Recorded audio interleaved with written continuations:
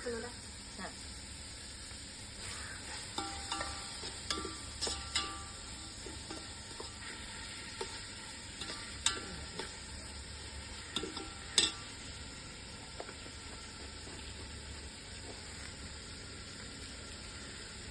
Friends, ನೋಡಿ ನಾವು ಇವತ್ತು ಪಲಾವ್ ಮಾಡ್ತಾ ಇದ್ದೀವಿ.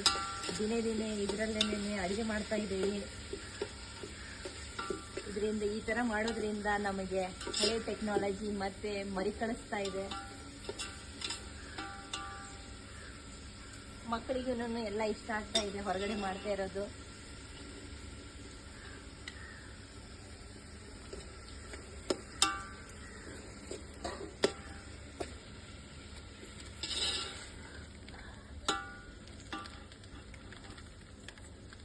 ವಿಲೇಜ್ ಕುಕಿಂಗ್ ನೋಡಿ ನೋಡಿ ಟೆಂಪ್ಟ್ ಆಗ್ತಾ ಇತ್ತು. ಅದಕ್ಕೇನೆ ಅದರಿಂದ ಇನ್ಸ್ಪೈರ್ ಆಗಿಬಿಟ್ಟು ನಾವು ಹೊರಗಡೆ ಮಾಡಿಬಿಟ್ಟು ಮಾಡೋದೇ ಅಂತ ಡೈಲಿ ಒಂದು ಡಿಶ್ ಮಾಡ್ತಾ ಇದ್ದೀವಿ.